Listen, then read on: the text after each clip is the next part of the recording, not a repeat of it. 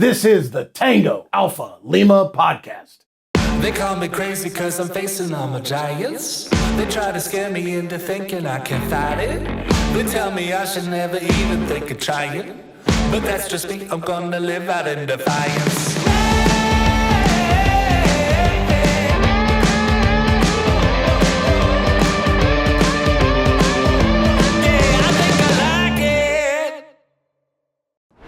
Welcome, Alphas. Thanks for joining us. We have a great show for you today. Our guests are Ferrell and Kirsten Navaroli, the content creators and co-founders behind the Wives of the Armed Forces community, a unique corner of the internet where thousands of military spouses share experiences as they live the chaotic military lifestyle, support of their spouses, one another, and the mission. Man, speaking of chaotic, how was Thanksgiving, you guys? How are you feeling? Are you feeling stuffed? I always feel stuffed at Thanksgiving. Just thinking about it, I'm still full. I feel thankful that the kids are back in school. Yeah, I bet. I might have to go to Jen and Kirsten's website to buy some new clothes because I don't fit in any of mine anymore. Or I might just have to wear sweatpants for the foreseeable. Speaking of Thanksgiving, I'm thankful that they make 2X.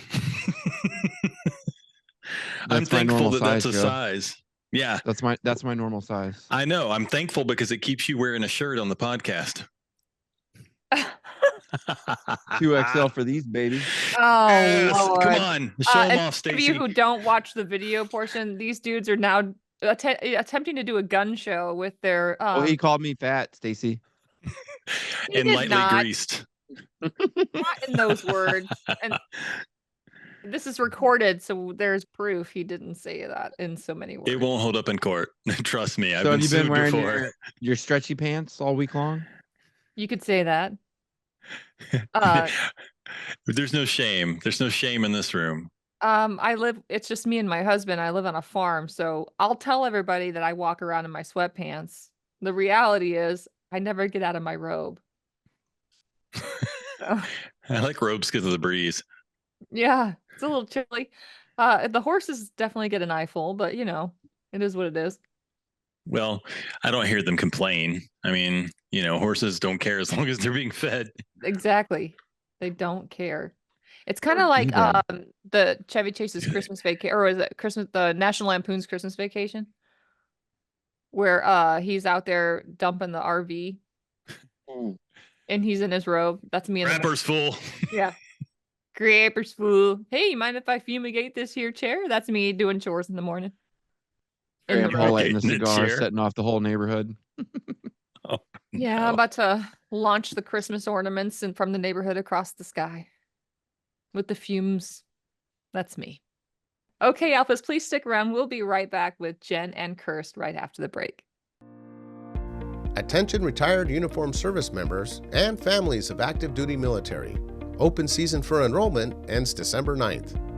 Choose Blue Cross Blue Shield FEP Vision and you'll get comprehensive vision coverage that fits your needs and budget. Get a frame allowance and lens treatments at low or no out-of-pocket cost at eye care providers and retailers nationwide. There's only 1 week left to enroll and see what the benefits of Blue can do for you. Visit bcbsfepvision.com to learn more and enroll before December 9th. As a veteran, you've done more than your fair share of providing support. Now it's our turn. Introducing the WellCare and the American Legion Partnership and the WellCare Medicare Advantage plans that give you more support, more access, and more benefits in addition to your VA benefits. Visit wellcareforveterans.com today or call 844-917-1165. Ohana Health Plan, a plan offered by WellCare Health Insurance of Arizona, Inc. New Mexico Dual Eligible Special Needs Plan, DSNP members. As a WellCare by All Well DSNP member, you have coverage from both Medicare and Medicaid. Medicaid services are funded in part by the state of New Mexico. New Mexico Medicaid benefits may be limited to payment of Medicare premiums for some members. All right. Today we're joined by Jen and Kirst, co-founders of Wives of the Armed Forces. Jen and Kirst, welcome to the Tango Alpha Lima podcast. Thanks for having us. Thank you. Hello, ladies. I want I want to take the opportunity to get to know you a little bit. I discovered that you were both kind of college age when you married into the military. And in the grand scheme of things, looking back, I like when I see college age kids, and I say kids, I think of them Children, as kids. Like babies. they look like cherub face babies. Yes. So I'm thinking, and at that age, it's overwhelming the amount of responsibility of like the moving around and so talk to me a little bit about what that experience was like. Can you give me a glimpse into those early days, the introduction into the military lifestyle? Talk to me about what you were before the military.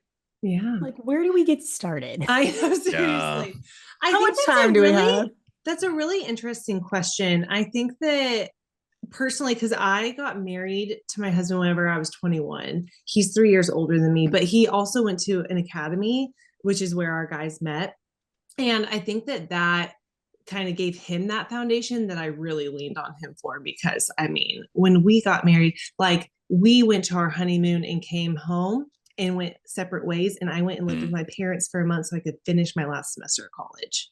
Like that's how not into adulting I was. So whenever we finally came together and I didn't even know how to make coffee, how am I supposed to memorize my husband's social so that I can tell a doctor what my insurance is? Like we started below ground zero. And I think if anything, the biggest weight on that was I felt it relationally versus like just in the general system of being married to somebody who is essentially now a high performer, has a very intense job. And I skipped a lot of biology classes like a month ago. Like the difference in our responsibilities was just pretty wild. Yeah. Yeah. I mean, I was post-graduate school. So I was really yearning for, stepping into a serious relationship, a serious setup, my career. And I think anyone that has been involved with the military long enough knows that a military spouse's career is kind of like the first sacrifice I feel like you have to really make. And I got lucky at our first assignment and stepped into a job that was incredible. And it was a really soft entry for me in that regard, because I still had the stability of that, of like, okay, I'm not giving up everything. Yes, I moved across the country and did this, but I haven't had to sacrifice all of me yet. It was really the move after that. Like that second PCS like really rocked my world, because it took that security blanket away from me and it just like stripped me bare. And so that was happening when I was in my late 20s. And then piling on top of that, I got pregnant a few months later. So it was all these things happening at once, like an identity crisis, career crisis, getting ready to start our family. Yeah, it was a lot. And I think truthfully, that's where WAFS was born for Jen and I, is that we leaned on each other so much for that support of, hey, I'm not crazy, right? Like this is hard for you too, because it felt like everywhere on the internet at the time was so negative and brutal about what this life looked like. And that's just not how we do life. Yeah. We have a little bit of a pity party, but we can't continue feeling sorry for ourselves. It's not productive. I love that, because I think it's important to have those moments where you touch upon the things that bother you. And it doesn't always have to be constructive, but you do have to keep that mindset of, okay, what next? Right. I can be mad. Even when you're crying or you're upset or you're overwhelmed, if you've got a good head on your shoulders, you're also, while you're doing that and you're trying not to throw your cell phone, you're also going, okay, what next? What next?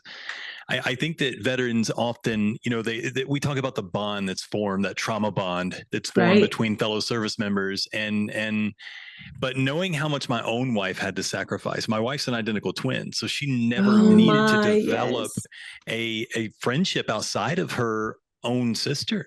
Who's a fantastic human. I actually met my wife through my my now brother-in-law. His Pontiac broke down. I took him over to his girlfriend's house. She walked out on the front porch and I said, how did that happen? And does she have a sister? And he said, yes, she has an identical twin sister and she's single and she wants to stay that way. And so, as the story goes, as one does, challenge accepted. And so I spent the next, 7 months of my life chasing her around. And then she spent the rest of her life chasing me around, because again, you lose that thing, that identity become so tied up in what your spouse is doing when they're in the military. And so my wife had to sacrifice so much, separated from which my brother-in-law is in the Air Force, and they're actually in New Mexico, and we go spend Thanksgiving with them all the time, but we've been together 25 years now. But the thing is that even before my injury, I lost a leg in Iraq in 2004. She'd already sacrificed so much. And it kind of hurts to know that she did not have access to something like this. So two things, and you can answer it how you want to. Can you share a little bit about what your organization does specifically and what your plans for the future are? And if you want to add in a little something about how to encourage women who are not social to get involved in something like this, what are some ways to sort of helpfully and comfortably bring people into the fold who may not naturally go, hey, this is something that could really benefit me? Right. Yeah. I think we definitely started out really as like, we were the spouses on the fringes. I mean, Kirsten, whenever she was first experiencing military life, she was a girlfriend. So really on the fringe, because there was no support for her at all. And so we really created Wives of the Armed Forces for our younger selves, for ourselves who were dating our guys and had no idea what was ahead for us. And like Kirsten was saying earlier, just saw a lot of doom and gloom. And so I think the biggest thing about military spouse life is there's a really big but in there of like, it is hard, but you are so strong, or you will become so strong. I mean, I think that our younger selves would not even recognize who we are now. And then to your point of what your wife has gone through, she has become this absolute force that I'm sure that there's been times in your marriage that you have really had to lean on her through. I mean, I can only imagine what it was like for you guys both and for yourself to go through losing your leg, and hopefully she was there for you. And that's something that as a military spouse, you learn those skills. It's really beautiful for marriages. So anyway, we're here to support your marriage. We're here to support your friendships.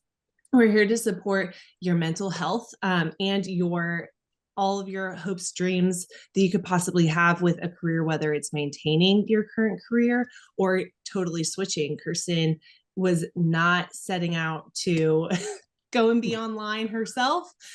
She was not into marketing or anything like that. And now this is what she does. Military spouses, we just reinvent ourselves. So we're there to kind of hold your hand through that whole process. This is getting a little bit long-winded, but military spouses used to have a lot of support because everything used to be like by the unit. You lived and breathed with that unit. And throughout the years with social media, people kind of pull out. COVID, everyone pulled out. And so we are that like virtual military bestie trying to help you get through it. Yeah. And I would self-describe as an introverted extrovert. Like I am a homebody. I love being at home. Like I was just considering staying home for 5 straight days instead of going to spend the holidays with family. Because I'm like, oh, like that will be so nice for the kids. Like, how restful.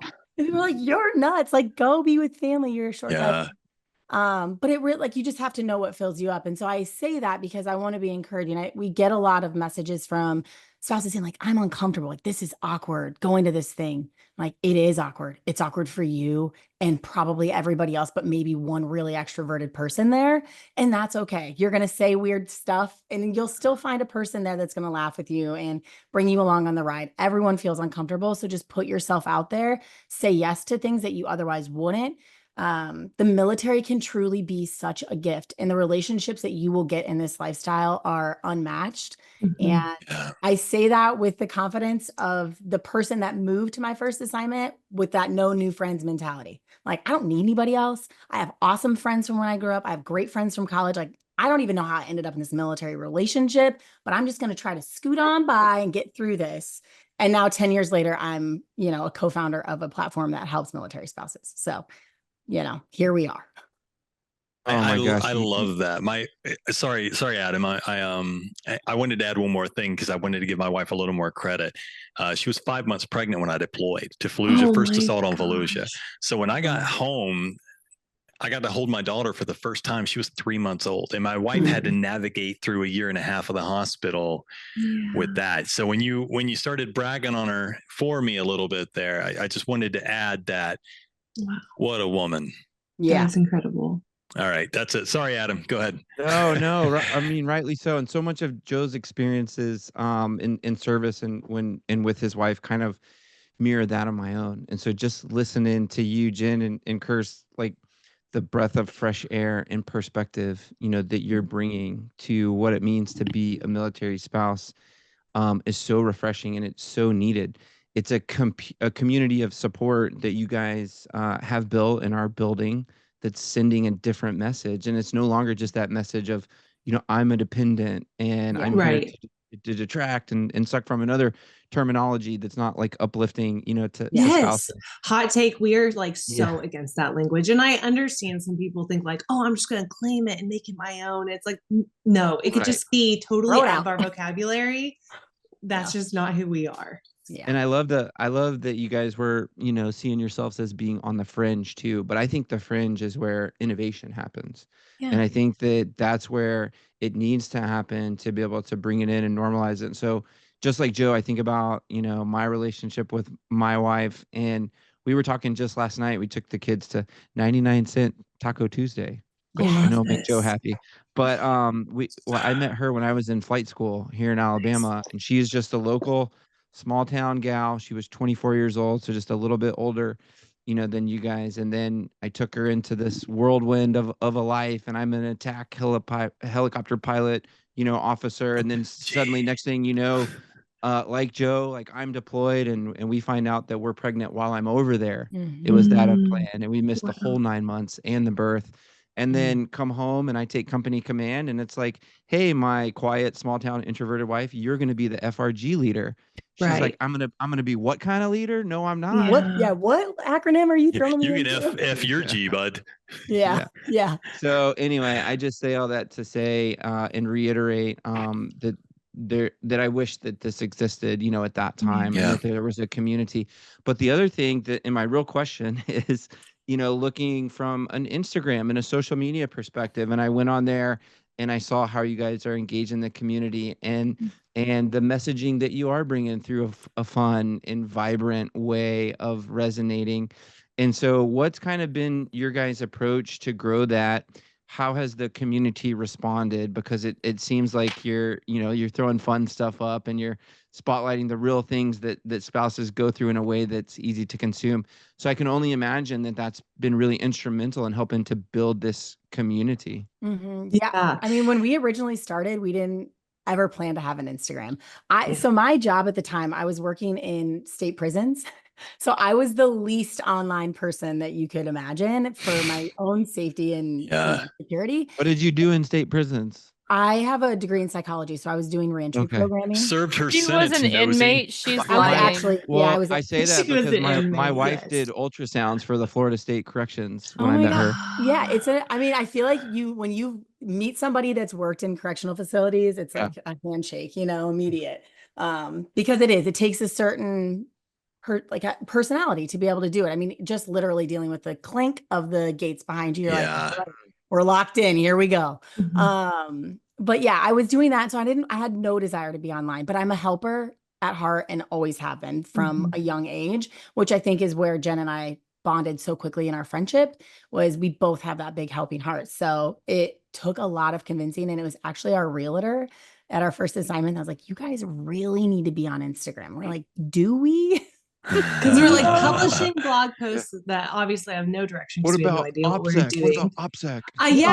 That's the exactly. We deal with that a lot.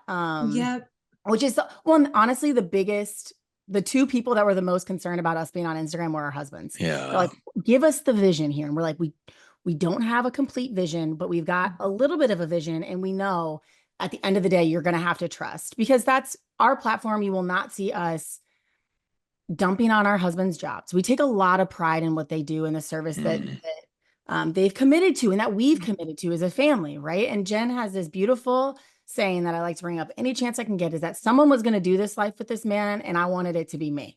And I am all in on that. And that's very much the direction that we bring to Instagram of like, you do not have to dump on what your spouse is doing to feel like you belong in this space. You can be proud, you can be empowered, you can have your own thing going on. Your identity, yes, it's wrapped up in this lifestyle, but that is not all of who you are. So yeah, we came into Instagram hot with that mentality, but we started out really just trying to feature what we were doing on the website. And it was a mixed bag of all the spouses that were contributors.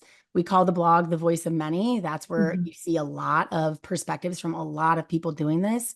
We are not the end all be all. We're just two people.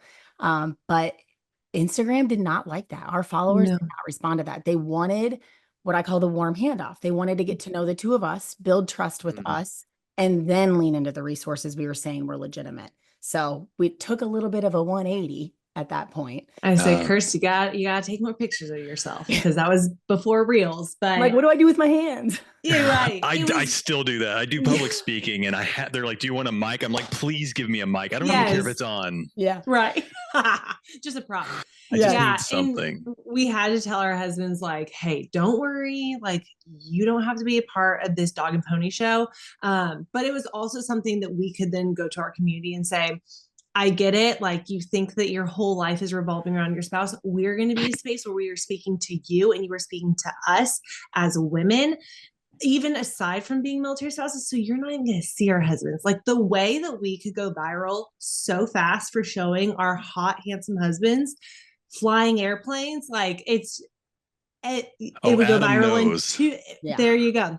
They go viral in 2 seconds, but we're taking the long and slow road because we believe in this, that it is more empowering just to say, like, you can stand on your own 2 feet as a proud spouse still, and you are incredible for just who you are, aside from the uniform that your spouse wears. And it's not about them, weirdly. It is about you. And this is you taking back power. I'll shut up, because I have a billion things to say. No, I love it. That's exactly what it is. And I think that that's something that we have to kind of like cut through as, again, like, you're going to come to our page and you're going to get a lot of military stuff, which isn't necessarily like our personal daily life, but we're trying to, that's the way that we connect with you. That's the way the internet works. There's a thing called SEO. We got to play into it. But at the end of the day, this is what's connecting us. And then, like, here and there, you're also going to hear about our skincare, because naturally we move all over and we go from very different climates to another very different climate. And that makes you have to change your makeup. Like, that's not in the military spouse handbook, but it is a real thing that happens. You're the hairstylist, like, trying to find all those resources. And inevitably, we always talk about those types of things when somebody well-known in the community, like high up military leadership, stumbles upon our page. And we're like, oh, perfect. I definitely wasn't just on there talking about menstruation supplies. Yes. I'm so glad. But like, these are things that the modern military spouse is dealing with. Yeah. And when you're isolated on your own because you just PCS somewhere and you don't know anybody, and you're like, I'm just trying to refill my birth control. Like, can you please tell me I'm on select, like, and I'm 20. I don't know who I'm supposed to go to get this refill. And we're there to help out. I also loved what you were saying. I'm so sorry. No, go ahead. Adam, I loved what you were saying about your wife becoming an FRG. We're Air Force, so help me out. Leader. And I think that that's kind of how we've grown over the years, because we were really young whenever we started WAFs. We had no idea about anything, still don't know everything. But now we're getting to the point where we are still definitely trying to speak to the spouse that's coming in, because wow, that is like a lot. Drinking out of a fire hose for sure. But now we're able to speak to the people who are becoming these spouses where they're service members in leadership. And it's actually really crazy how little information you're given. Yeah. You're just said, go do it. Yeah.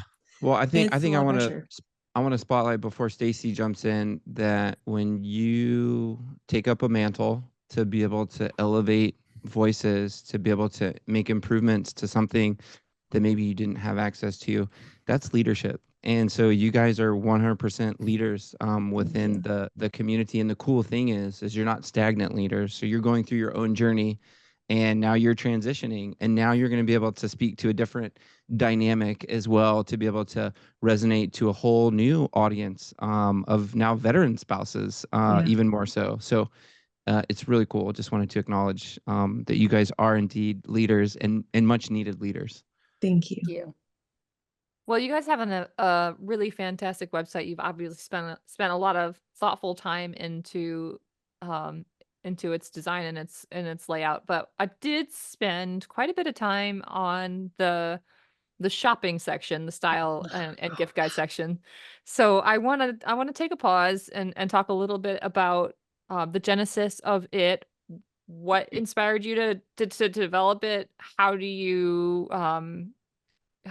do your own styling for it? Who's your audience? Why? What's the purpose?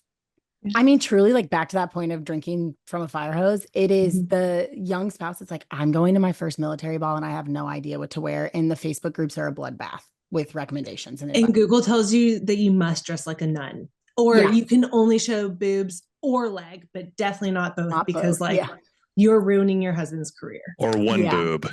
One boob and one elbow. Well, so I mean, truly, that's where it was born, is we were just getting a lot of questions about, what are you wearing to this? Like, what do you wear to a promotion ceremony? What are you wearing to, because it was like when we were starting out, it was drop nights where you find out what your spouse is going to fly for the rest of their career. We're like, oh, like, this is fun. Like, we're taking our real life friend group chat between military spouses and just putting it online. That really is WAFs, I think, in a nutshell. And that's where the style section was born of. Because bless it, these guys aren't telling us. No. Like, I'll never forget dating my husband, and I lived in Arkansas, and he was a pilot training in Enid, and I drove 4 hours straight over, and I get there and he's like, surprise, we're just going to go to another class's drop night, like no big deal. And I'm thinking, okay, cool. I packed to just go to a lake all weekend. I don't even know what to wear. I had to go to Old Navy. I had to ask a bunch of people, like, what am I supposed to wear? And I just had to rip it and buy something. But had I known, he didn't even know. Just trying to save people that pain. Yeah. Now we've gotten smart enough. We're like, what are you wearing? What uniform are you going to be in? Yes. And then we can walk it back from there. Like, we'll go from there. But yeah, that's really where that was born. And then a lot of, it's been fun. Actually, Jen and I were just talking about this earlier today. Our style has evolved and changed over time, as it does.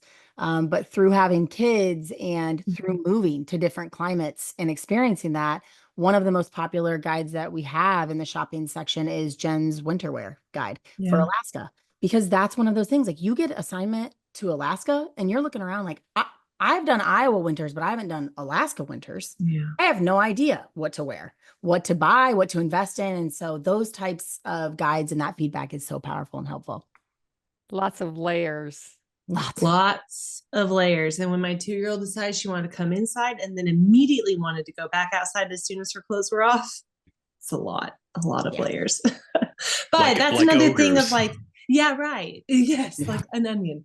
But that's just another way, like, yes, it's a style guide on its face, but the deeper part of it is like, you can come to somewhere like Alaska that's a really hard assignment if you don't lean into things like how to get outside, how to get your vitamin D, how to not feel like you're stuck in your house. Like, it is safe to go outside when it's dumping snow. You just have to have the right gear. And we're here to help you have the best assignment that you possibly could, because you're equipped. And that actually might mean physical equipment.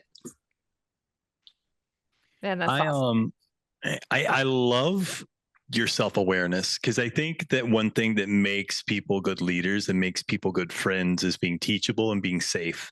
And by safe, I mean that you seem like you guys have the type of friendship where you can correct each other when necessary, because you have to have that.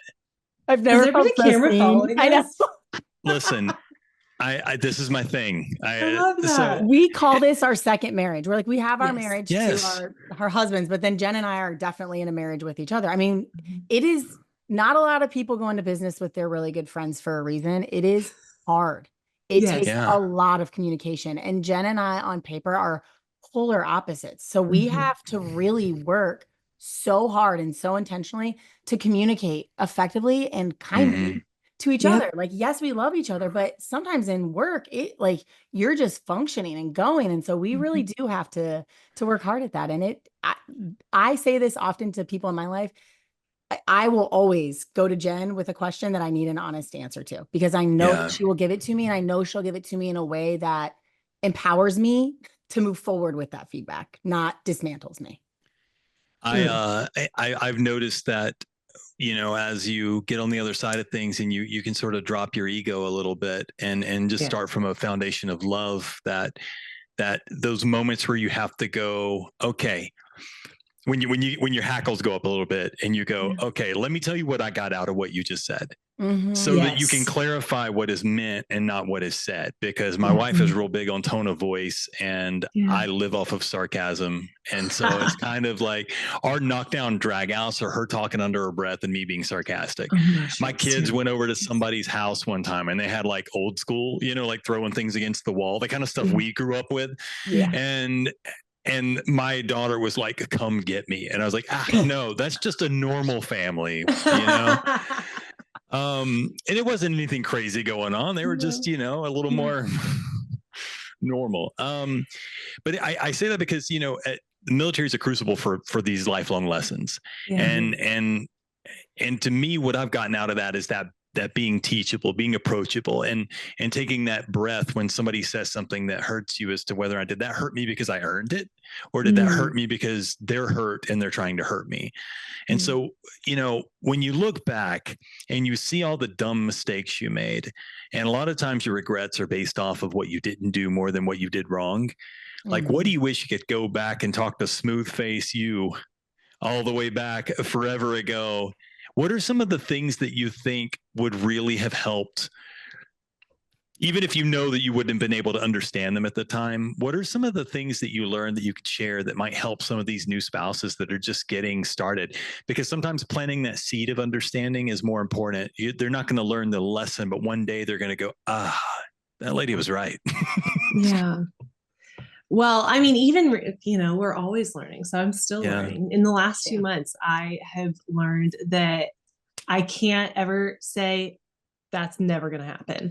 And I know that's such a cliche, but like, we are currently prepping to move. Like, the movers are coming next week to move to a place where I said I will never move back there. And I will never raise kids there. And that is exactly where we're going. So I think just trying to have a little bit more of like a graceful attitude about life, that like, I know I can do these hard things. I've done so much more in this life than I ever would have dreamed to do.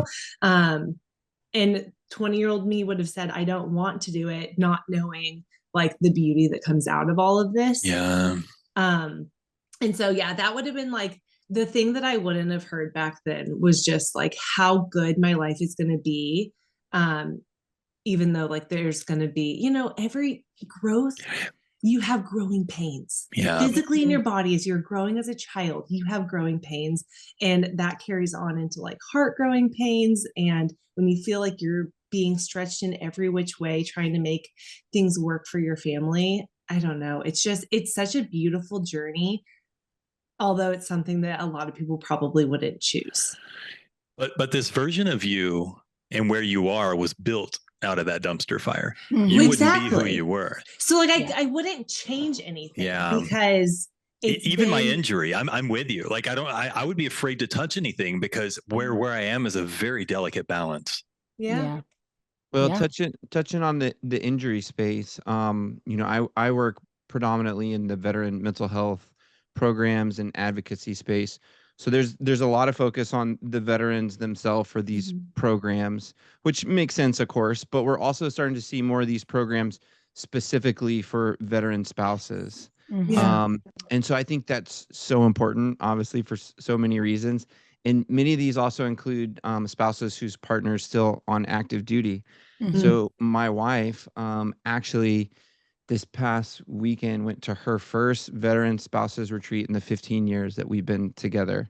And it's been such, like, literally since getting out and starting to get access to some of these things to heal from my own, you know, time in service, I've wanted her to go. And it's been a labor to be able to get to the point where she just even feels comfortable to leave our kids, you know, to go and do that. And so she went to Aspen, Colorado with the Give to Give Foundation, and they focus on the neuroscience of change for different populations, inmates, indigenous, and veterans. And this was the first veteran spouses program that they did, helping people shift their thoughts and habits to be able to find peace, purpose, and build the life they want. So she didn't have to take anything. She got this awesome opportunity to go to this beautiful environment, to be with these other ladies, away from me and the kids. And she just got to work on herself for a while, which, oh man, I'm just so grateful and like blessed that she was able to go and do that. And I could talk about that for an hour. But my question is, have you guys had the chance to go and have time for yourselves in this capacity to do any retreats or programs like that? And if so, what was your experience? I mean, truthfully, no, not in that capacity, not in a retreat, a formal retreat or a program. I think my husband's still active duty, so we're still in the thick of it. And, it like with the pace of life. I mean, I feel like your wife can probably relate to this very well. Yes, like, exactly. We're in go mode. I am the stable one. I am the foundation for this family. Everything comes through me right now. Now I'm pouring into myself informally, right? I'm making sure that I'm prioritizing my wellness through physical activity. We work out. We take advantage of programs that are available to military families for that. And same thing with mental wellness. There's a lot that's available, especially now virtually, that we can pour into and take advantage of. I make sure that when I feel myself retreating in, that I'm prioritizing then social time with other spouses and being honest with my spouse about, hey, I need this right now to be able to move forward. But formal retreats are hard. Scheduling as a military spouse is my absolute worst nightmare. Especially with young kids in the mix. But you do it. And I do love that they have that. That's really cool. I've actually never heard of that. And I think that's amazing. I mean, that's where Kirsten and I step in, because even we haven't heard about it. I bet you 90% of our community, 99% of our community probably hasn't either. And it's not their fault. It's just, there's a lot of information out there. Yeah. And so it's hard to, I mean, you go into a unit and there's like a poster board with a million different things pinned to it. And you're like, okay, where do I go? I don't even know where to begin. But I think that's where, going back to what do we tell like the introverted spouse that doesn't really feel like they need to get involved? It's like, you just need these people. And what you guys were seeing in Kirsten and I's relationship, I think as we both first got into this life, having that discernment when you're meeting people. I'm not saying that this person's bad and this person's good, but that whenever Kirsten and I met, I mean, first year of marriage is really hard. First year living with a service member who's gone 90% of the year is really hard. And being able to go to her and say like, hey, this is something that's really hard in my relationship. And her not saying like, okay, he sucks and the military is the worst. Instead, she said, okay, cool. Like, what do you think that he was thinking from his perspective? And having a safe person to go to, it's like, this is where we can meet people, is we can encourage them to seek out those people. And if you get to a point to where you're able to go to this retreat, like, incredible. Our version of the retreat is that Kirsten made sure that it was booked on her calendar to come and visit me this year. Like, that was incredible. The lift that had to happen to make that work was also a feat. And the military still tried to take that away from us. Yes. Well, I really appreciate your honesty, and of course it makes so much sense that you guys are living the military spouse life, with heads down. But obviously this is, very near and dear to me, with my own, wife's, journey through this. And I would love to be able to make some introductions to some of these leading veteran spouse ladies that are really looking at how to bring the spouses into these programs to really meet their unique needs that they experience. And I think that you guys could do really good to we would love go that. and find the time and experience it, and then help bring it back to your community. Well, that has been a top question that we've gotten since like day one, I swear. It's like, we said, we are brand new military spouses. We don't know anything. And someone's like, well, what about transitioning? Oh my gosh. We're just trying to get our feet under us right now. But we've got like, I got to transition so I can get this group. Oh, we're thrilled. Like, I'm like, hey babe, I know you're thinking about 20, but actually for my business, this would work out really well for us. Well, this is a good full circle back to Instagram and how it's so powerful. Like this is the beauty of technology and social media, is that we have very intentionally built out platforms in a way where Instagram is like the teaser. We can give you a little bit of information. That's where you first get introduced to a program like this and a retreat opportunity like this. And it just piques their interest just a little bit. Maybe they save the post and it links to a blog post where that's longer form. It's going into it. And then we can take it even further and bring you over to our Patreon where we've done a longer form interview with one of the founders of this program. So you can hear, so it's everything you want. You can sit on your couch at home in the comfort of your pajamas and get that warm hug from afar until you're ready to step into that. And then when you're ready, you feel at least like you know a little bit about it and you're not walking into something completely blind. Right. Well, you guys are a treat. No. You know, We like to think so. I was just going to add right quick. What's it going to take to get Tango off of Lima in your top 8 spaces on MySpace? Oh my gosh. Listen, My dad never let me have a we're MySpace. for the modern. Yes, we're for the modern. So My dad was law enforcement. So he The like only- that. only modern thing that we don't have is TikToks. We're like, listen, if they're saying that our guys can have it, like we shouldn't have it either. A lot of So people we just stay away cross from post. that. They'll just make a post on and then cross post. Yes. I use Vine, but that's just since That's a Kirst good likes the F word, she needs to come down the Reddit rabbit hole with me. Oh my gosh. I actually do go hard on Reddit sometimes, but yeah, there's I not definitely go hard on Reddit for thinking sure. about TikTok honestly makes me want to vomit. Yeah, I'm not on Yeah. TikTok, but I am on Reddit. So join us and the American Legion on I would Reddit. love that. Incredible. I am one of those banana people. Like I go crazy on Reddit. Yes. So funny. Yeah. I'm a lurker for sure. We're gonna have your social media links and your website in the show notes. But why don't you give a shout out to your website for the alphas Yes. if they want to like look you up right now? What's your Yep. Go check us out at wiseofthearmedforces.com. And there you're going to find, again, like we said, the voices of many, all these different experiences from other milsos. And you'll also find base guides. And then one of our favorites are our survival guides. So it'll tell you like kind of a little picture of what it's like to be married to someone who has X job, and how your life can intertwine with that. So if you guys get a newsletter request from an AOL account, it might be my wife. Yes. Thrilled. Hotmail. Is there anything that Hotmail. we didn't cover today that you thought we should give a shout out to before we No, I don't think so. This was so much fun. It's always so fun for Jen and I to kind of reflect back on where we were, especially at this point where, you know, Jen's preparing for transition. We're at that pivotal fork in the road moment of making a decision ourselves. So it was really fun to just kind of reflect back on all the things and then, you know, hear all the compliments. We love that too. Yeah. The internet can be pretty brutal sometimes. I mean, Yes. for the most part, we have the best community and we don't get a lot of hate or pushback, but there have been a handful of occasions where we've gotten a few where I'm like, if I just reach through the phone and Well, I can see the C-17 posters over your shoulder. I gotta give a shout out to the C-17s. Got a few hours on those myself. Well, as the rest of my house is blown up in moving prep, the trophy corner is like the only one that is safe nice. naturally. As you get further away from the military experience, the trophy corner gets pushed more toward the garage.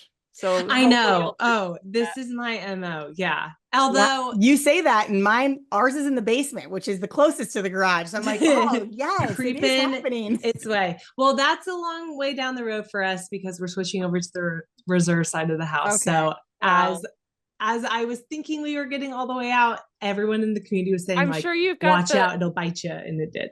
the quintessential C-17 model that's about 18. It's over there. Yeah. Yep. Well, it's a Gotta good time to have get it. out though, because they are switching the camo. Did you guys hear about that? They're going to the color that's behind Stacy right now. They're doing plaid.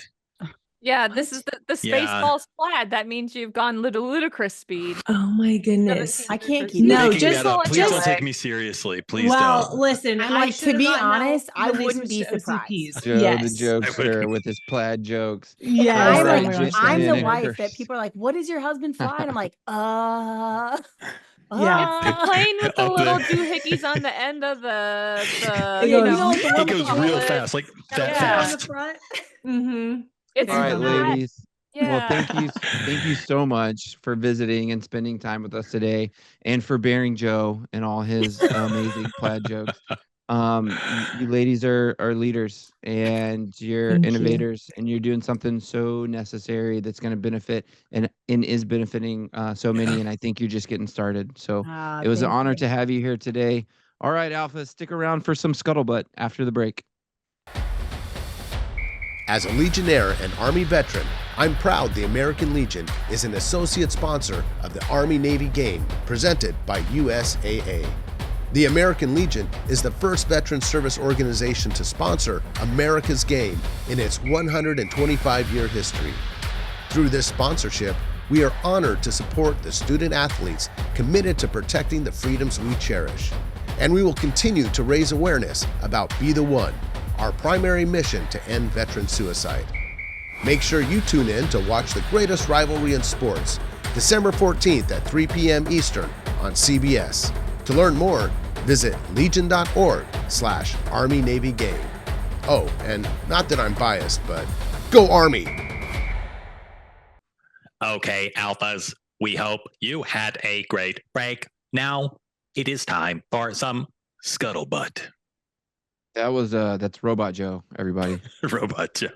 Veteran Affairs leaders plan to eliminate all co-pays for telehealth services and award grants for telehealth clinics in rural areas, part of ongoing efforts to expand virtual care options within the medical care system. Department officials said the moves could help lower costs and expand access to care for all those who served. Both proposals will have to go through months-long rulemaking process before either could be put into effect. Outpatient copays for VA medical appointments, in person or online, can be up to $50 per session, but those fees can often be waived due to a veteran's disability status or the type of appointment or because of a veteran's financial hardships. The proposed grant program, which would operate through the existing Accessing Telehealth through Local Area Stations or ATLAS program, would provide funding to nonprofits and private businesses to offer veterans comfortable, private spaces equipped with high-speed internet access and the technology to meet with VA providers remotely. Money could also be used to train on-site personnel to help with connecting physicians and patients. Telehealth has become a significant part of the department's healthcare portfolio since COVID-19 pandemic began in 2020.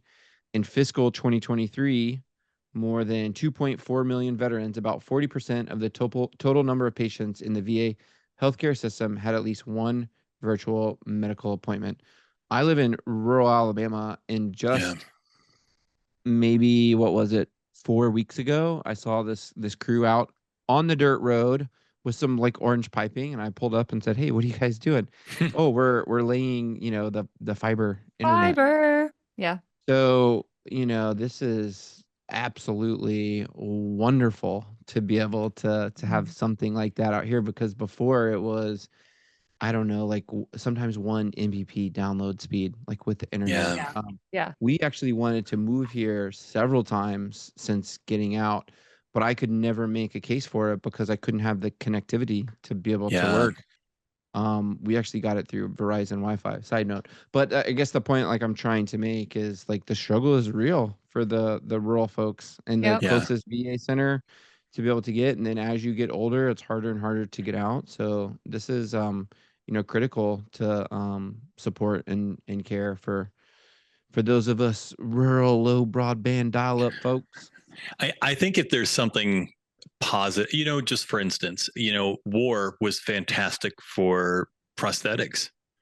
And so if we're trying to see the benefit over hard things, I think that COVID, as hard as it was for so many of us, mental and physical health wise, I think it really pushed the technology that makes things like what we're doing right now possible.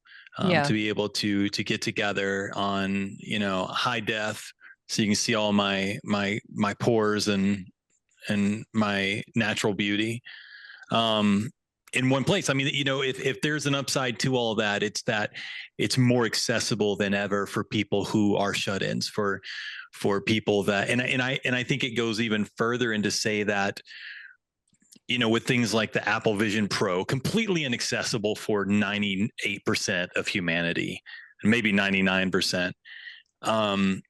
how far are we from being able to virtually visit places for people who physically can't do so due to autoimmune issues, or how far are we out from being able to bypass vision issues, low vision issues altogether for people?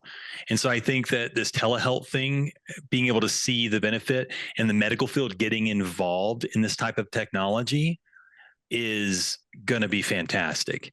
We just have to support it. And I just want to add also, Adam, next time we're quoting anything about the VA, we should do these when it is a quote, the little finger quotes for extra sarcasm. Yeah. No, actually, this is really good. I'm joking. I do give credit where credit is due and stuff like this. The VA is huge, and it's easy to pick on them as a whole, but it just doesn't work that way. It's almost like its own state. There's good places and bad places.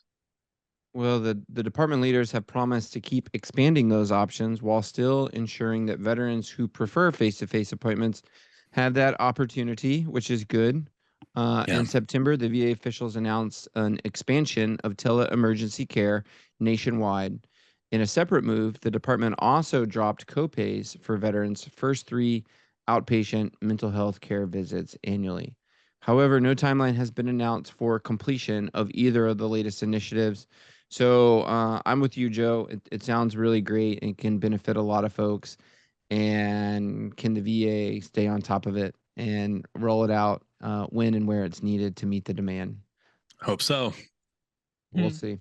I want to believe in you, VA. Do the good things. We get excited when the VA does good things. Guys, the Space Force has a nuclear material sniffing robot.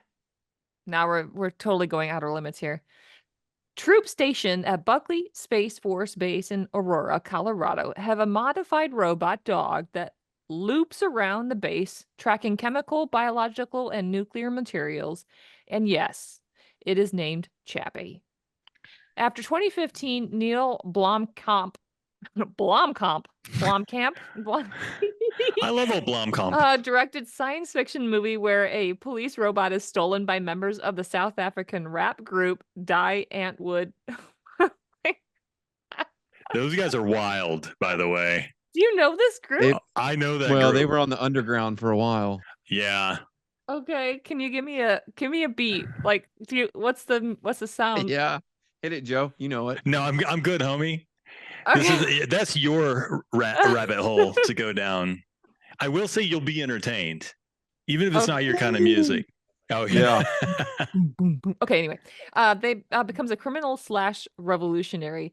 The idea for Chappie, the real life robot, not the movie robot, dates back to years earlier in the Middle East. The U.S. Air Force Master Sergeant Dominic Garcia was stationed at Dyess Air Force Base, Texas, having previously deployed to Syria as part of the anti-ISIS fight. American troops were hunting down ISIS chemical weapons. Quote, I thought there had to be a safer and faster way. In 2022, while stationed at Minot, I applied for a small business innovation research grant through the Department of Air Force's Technological Grant Program. Leave it to the Air Force. Listen to this acronym. AFWERX. AFWORKS. Anyway, that's what Garcia said in the Space Force release. I wonder if he's Space Force now or if he's still in the Air Force. Anyway. Quote, I received $1.24 million. Can you imagine being an airman being awarded a grant of $1.24 million to develop a remote CBRN sensing capability using a current inventory of detectors? Within 20 months, we reached 90% of our goal, conducting tests at the Defense Threat Reduction Agency and Dugway Proving Ground. That is incredible. Using robots to help the CBRN detection and neutralization isn't new. The military has been working on this project for years. However, when it comes to this role, Chappie's design is, well, it's a dog robot. Yeah. It's pretty great. And it's not the kind you get at the former Toys R Us. Anyway, and it's an increasingly familiar design. It's modified robot dog. Chappie is heavy, outfitted with sensors and detectors already in use with the military work. Or is it by the military to identify and track nuclear or chemical traces? This Chappie is operated via a video game controller-like device popular with military for efficiency and familiarity for users. You guys are gamers, right? Or at least Joe is. You're kind of a gamer nerd, right? I dabble in Yeah. games. Bit of a defense mechanism for me when I'm tired and overwhelmed. So according to Space Force release, the military and Garcia are working on improving CHAPPIE's efficiency. That means newer sensors, making it more mobile, and yes, possible artificial intelligence. No, not Skynet. Not again. Oh, No. time traveler jokes. Sorry. No. Does it have a picture of the robot? Because I've seen the Boston Dynamics robot that kind of looks like a dog. I don't want to fight one of those. I wonder if they're using that model or if they have like developed their own. Because the Boston Dynamics one is like ridiculous. It's got Have you seen it? It's got it's taller. It's got the legs that almost look like an amputee's bionic leg for racetrack. Oh yeah, like the springs. Like a runner's a blade. You know, Yeah, looks the like a runner's blades. blade. Yeah. Okay, so like They should give them Terminator. moon shoes. What is a moon shoe? You remember the moon shoes from the 80s? That shoe you wear on the moon? Yeah, moon shoe. Have you not been to the moon? I have not been to the moon. Fly me to the Well, wait, moon. how is this robot going to compete with Elon Musk's Optimus? And are the robots all going to get in a octagon at one point to see who is the best? Have you seen the fake Hey, you guys remember videos? Robot Wars? Yeah, I do. Yeah. It was awesome. Let's get Yeah, bring Chappie that in the back Robot with Wars. AI, bro. Yes. Let's take this. I would get $1.2 into one million of those robot. machines and fight somebody. I would. I can't help it. It's just in my DNA, I think. Let's do it. Well, we're gonna have links to the Task and Purpose article that this is based off of in the show notes if you're interested in checking out Chappie with his blades. And Good boy. And seeing how Garcia, this very intelligent airman, Air Force all the way, got a $1.24 million contract and created this bomb sniffing. I love that 1.25 was completely off the table. Well, that's just going a little too far. Hold How up. could You got to draw the line somewhere. an enlisted airman just could not deserve 1.25? It had to. They cut it off at 1.24. I bet it's 1.2499. Like, because it's like this looks better than 1.25. Well, contracting offices. Acquisitions. And I am going to absolutely switch gears. I'm going to go from like fifth gear, going 87 miles an hour down the highway. I'm going to pump the brakes. I'm going to pull back the emergency brake, and we're going to do a couple of donuts. We might flip the car, because now we're going to talk about gift guides for this upcoming season. Okay. So when the car has settled and we're looking around and making sure that my leg didn't fly out the window, we're ready. Okay. Breather. We're all alive. All right. 'Tis the season for gift guides, and who couldn't use a little help in picking out the perfect treasure to put under the tree? Maybe a new leg. But why not make the season even brighter by shopping at veteran or milspouse-owned businesses? Do either of you have a favorite veteran or milspouse-owned business where you shop? Yeah, actually. Yeah. Go ahead. Go ahead, Stacey. No, No, go ahead. You go ahead. No, you. No, No, you. you Let's go all ahead. let's No, all you- go ahead. Go No, you. ahead. You go. Stop You it. go ahead. So there is a place called Innovative Pet Lab online, and you can order some tests, tests for your pet, your cat or your dog, and you just take a little poop sample and you send it on into them, and they'll tell you like what's going on inside your gut, your dog or your cat's gut health. And they'll say how you need to adjust your animal's diet or maybe some vitamins or things like that to help keep them on track. And having a service dog, it's all, I always want to know how Charlie's doing and making sure that he's in tip-top shape, tip-top health. But that particular Innovative Pet Lab was founded and it's run by 2 military spouses. Oh, cool. Yeah. I've been mailing Galaxy's poop a lot, but never for medical reasons. Yeah, so Innovative Pet Lab, and if you want to get a discount, just use Charlie at checkout, and you can get a discount. Oh, you have the Jolly. Charlie discount ready to go. Get the Charlie discount for the holiday. I don't have a discount code for you, but two of our coalition member organizations coming from Grunt Style, which most veterans have heard of or probably own some Grunt Style swag, and rightly so. Just a pioneer in the veteran brand apparel space. And I think one of the coolest things, getting to know Tim Jensen and work with them more closely, is the Grunt Style Foundation, where they allocate portions of profits into the initiatives in the veteran mental health and wellness space, but they also take on stuff like food inequality. And so the cool thing about being the #1 veteran apparel brand is they kind of get to set the tone of where they show up and the impact that they make. And Wow. it's really awesome. And they also just recently launched a partnership with the VFW, which is really cool to see things like that happening. The other one you probably haven't heard of, my friend Chad is the CEO and founder of Mental Joe Apparel. And so a little bit more of a spicy take on the clothing line and some of the mental health concepts and parts of the conversation that we're having that he brings into his apparel line. So I would say check that out. Grunt Style and Mental Joe Apparel. Some great veteran swag ideas. On my end, I got two. One is an obvious that I think everybody's heard of, which is these guys are just incredible. I run into them at MCon, but Black Rifle Coffee, those guys are fantastic. Their online marketing is on point. You get rewarded by watching their ads because they're hilarious and they're just good people. And I do want to bring up a smaller one that I've run into twice at MCon. And if you're a veteran and doesn't know what MCon is, look it up because it's going to be huge. I've gone twice, so has Adam. And but I wanted to bring up a smaller one, a clothing company that I bought a hoodie from that is probably the nicest hoodie I've ever owned in my life, called Terra Arma. It's like a quilted hoodie, and that thing is completely unnecessary in Georgia. But you know what? I have it in case things go super south. Terra Arma, so it's TERRAARMA.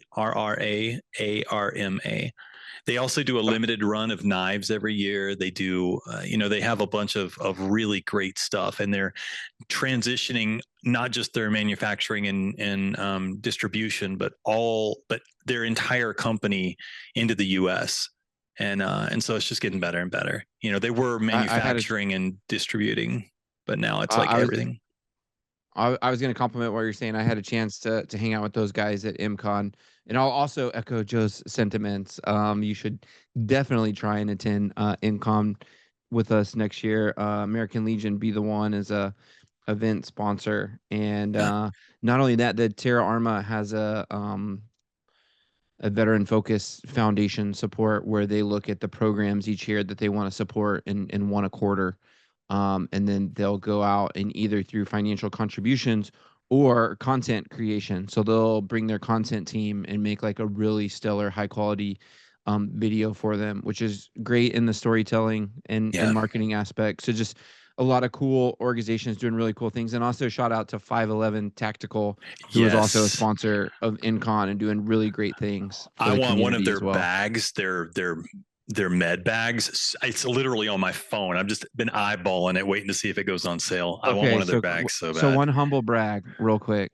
We went to the range at MCon, and there was a competition, and I may or may not have won first place in the gunslinger competition and got awarded a 511 tactical bag on stage from the head of 511 marketing, which was absolutely awesome. And that's fun. Actually, I got the bag sitting right over here. So I'm literally jealous, but like in the best way.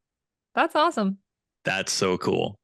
So just to clarify, he's grabbing the bag too. Oh, it's a good one. Hey. Yes. Sweet.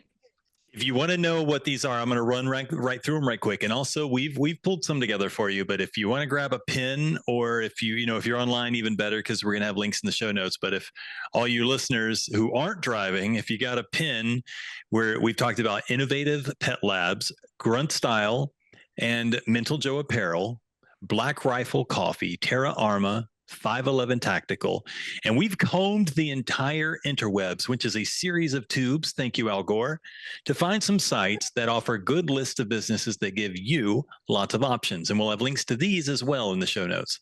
So our friends at Wives of the Armed Forces, Wives have a holiday shopping guide that features a dozen businesses that offer apparel, home goods, jewelry, skincare, food, and wine.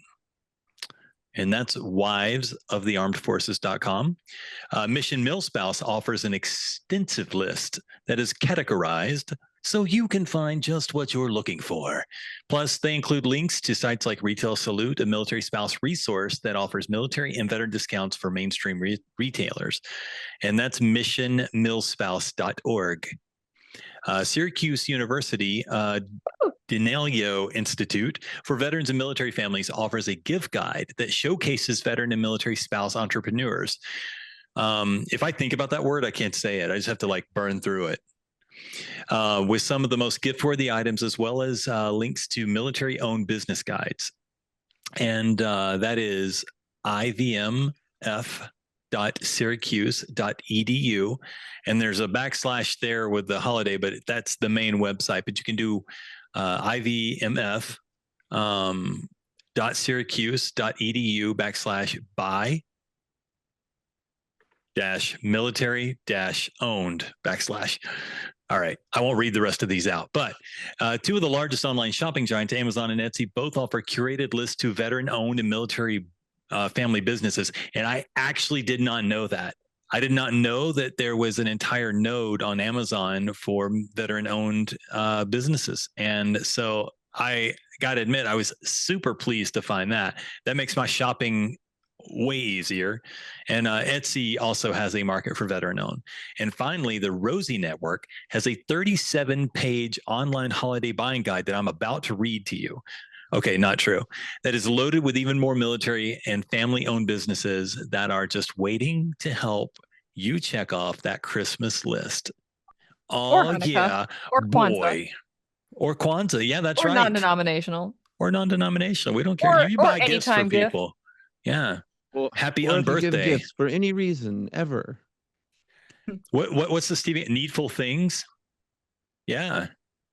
Yeah, I'm getting everybody monkey paws for Christmas. Monkey paw? Yeah. You've never heard of monkey paws? It's have you ever played the game where somebody makes a wish and then somebody undermines it? Like, I wish for $1 million. Yeah, you get it bequeathed to you after your parents die. So it's like they take a good thing and then they make it bad. They ruin it. Oh boy. Sounds like a very marine-esque game. Yeah, wow. We used to also sit around and come up with useless superpowers, like the ability to see through your own teeth. You know, like. Well, instead of undermining, I think some final thoughts after slaying myself through that article that Holly forced me to read. I want to instead of undermine, I want to uplift, especially since we're just coming off the heels of Thanksgiving. I want to encourage everybody to lift people up. So if somebody says, I would love $1 million, then we can say, you can make $1 million, put your mind to it. So let's focus on taking people's wishes and helping them make it happen. How about that? I love it. My final thoughts are, I'm thankful for all these links because I'm going to use a bunch of these. And I'm having a commitment to get like my shopping done early this year and take advantage of all the deals. So I'm excited too, because it gives me a chance to overdraw my bank account. That's always a good humbling experience. You always grow, you know, whenever you have a good humbling experience. I thrived. I feel like I thrived through, you know, some of the hardest times of my life. And so I look forward to recreating those. You would. All right, Alphas. Thanks for listening. You can subscribe to our podcast, our newsletter, or send us mail and guest recommendations at legion.org/Tango Alpha Lima. We'll see you next time. We'll see you next time. I hear those sleigh bells ring-a-ling, ching, ching, ching-a-ling.